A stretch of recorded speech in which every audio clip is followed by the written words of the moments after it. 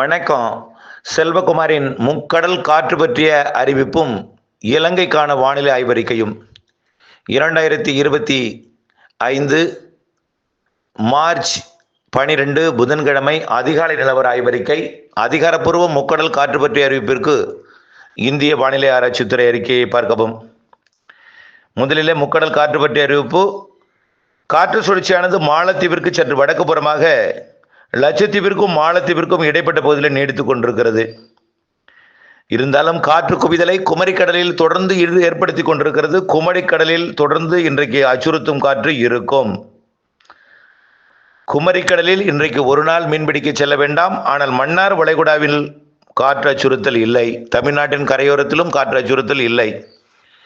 குமரிக்கடல் மற்றும் அதனை ஒட்டியுள்ள அரபிக்கடல் பகுதிகளில் அச்சுறுத்தும் காற்று இருக்கிறது.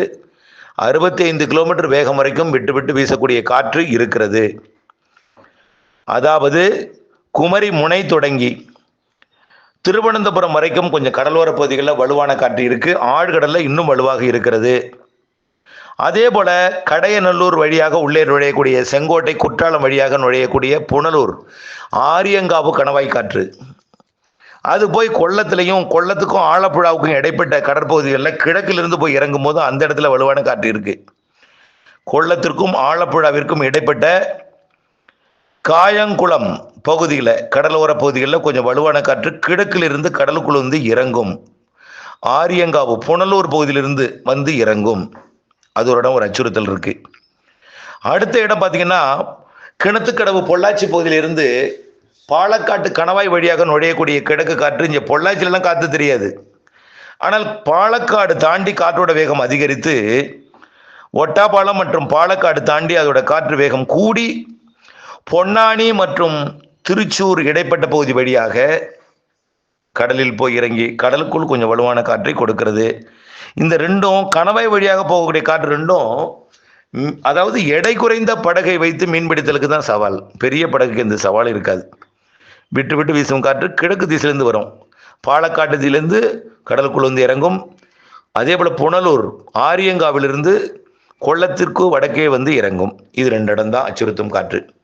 அடுத்தபடியாக குமரிக்கும் திருவனந்தபுரத்துக்கும் இடைப்பட்ட கடற்பகுதிகளில் வலுவான காற்று இருக்கு. லட்சத்தீவு பகுதிக்கு மீன்பிடிக்க செல்ல வேண்டாம். லட்சத்தீவு சுற்று வட்டாரம் முழுவதுமே வலிமையான காற்று இருக்கு. இது மதியத்தில் சற்று வலிமை பெற்று மினிக்காய் மற்றும் கவரத்தி சுற்றுவட்டார பகுதி, மாலத்தீவிற்கும் கவரத்திற்கும் இடைப்பட்ட பகுதியில் மினிக்காய் பகுதிகளில் வலுவான காற்று 45லிருந்து 60 கிலோமீட்டர் வரைக்கும் இருக்கும். நாளை இந்த காற்று சுழற்சி இந்த லட்சத்தீவு பகுதியை விட்டும் விலகி போய்விடும் என்பதனால நாளையிலிருந்து இந்த அச்சுறுத்தும் காற்று இருக்காது. இன்றைக்கு தமிழ்நாட்டுக்கு அச்சுறுத்தல் இல்லை. குமரி கடலில் மட்டும் அச்சுறுத்தல். கேரள கடல் ஓரத்தில் 2 இடத்துல கணவாய் பகுதியிலிருந்து வரக்கூடிய காற்று அச்சுறுத்தல். குமரிக்கும் திருவனந்தபுரத்துக்கும் இடைப்பட்ட, அதாவது திருவனந்தபுரம், கோவளம் மற்றும் பூவாறு, விழிங்கம், கொல்லங்கோடு மற்றும் அதன் சுற்றுவட்டார பகுதிகளில் கடலோர பகுதிகளில் கொஞ்சம் அச்சுறுத்தும் காற்று. குமரி முனை குளச்சல் வரைக்கும், குளச்சல் மற்றும் தேங்காய்பட்டினம் இதெல்லாமே அப்படியே கன்னியாகுமரி முனை வரைக்கும் கொஞ்சம் காற்று அச்சுறுத்தல் இருக்கும். நாளை வரைக்கும் தான். நாளையிலிருந்து நீங்கள் அந்த இடத்துல அரபிக்கடலில் குமரிக்கடலில் மீன்பிடிக்கலாம். அடுத்த காற்று அச்சுறுத்தல் பெரிதாக இல்லாவிட்டாலும் வளிமண்டல சுழற்சி தான். வரக்கூடிய 17ஆம் தேதி வருவது வளிமண்டல சுழற்சி. பெரிதாக கீழே காற்று இல்லாவிட்டாலும் கொஞ்சம் காற்று இருக்கும். 22ஆம் தேதியிலிருந்து கொஞ்சம் காற்று அச்சுறுத்தல் இருக்க வாய்ப்பு இருக்கு. இதெல்லாம் ஆய்வறிக்கையில் வரக்கூடிய நாட்களில் நான் சமர்ப்பிக்கிறேன்.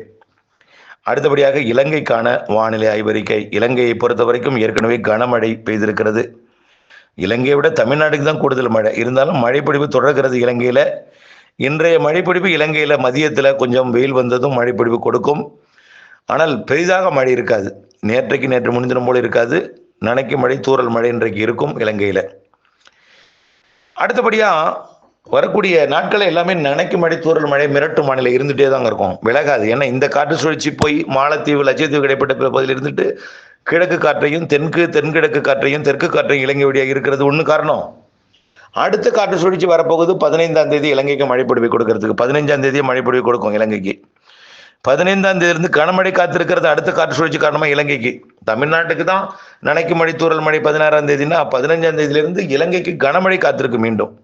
16, 15, 16லேருந்து மழை தான். இலங்கைக்கு தொடர்ந்து மழை இருந்துகிட்டே இருக்கும்.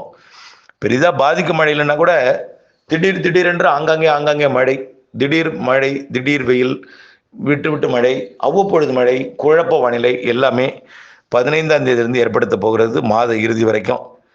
இப்படியே கோடையில் வெயிலும் இருக்கும் மழையும் இருக்கும்னு ஏற்கனவே சொல்லியிருக்கிறோம். அதன் அடிப்படையில் இந்த மாதம் 15ஆம் தேதி மீண்டும் மழை, 15, 16, 17, 18 கனமழை இருக்குது. பிறகு 19, 20, 21 கொஞ்சம் தீவிரம் குறைந்திருந்தாலும் மிரட்டும் வானிலை இருக்கும். 22, 23, 24 மீண்டும் மழை இருக்குது. 25, 26, 27 மாத இறுதி வரை கொஞ்சம் தீவிரம் குறைந்திருந்தாலும் மிரட்டும் வானிலை இருக்கும், தூறல் இருக்கும், சாரல் இருக்கும். மீண்டும் ஏப்ரல் 2, 3 நாளில் ஒரு மழை இருக்குது. அடுத்தது தூறல் சாரல் மிரட்டும் வானிலை. அடுத்தது ஏப்ரல் 10 தேதியிலிருந்து மே மாதம் 15 தேதி வரைக்கும் 2 வலுவான நிகழ்வு இருக்குது. இதில் ஒரு சாதாரண நிகழ்வு, அதாவது ஏப்ரலில் 10லேருந்து 30க்குள்ளே ஒரு சாதாரண நிகழ்வும் ஒரு வலுவான நிகழ்வும்.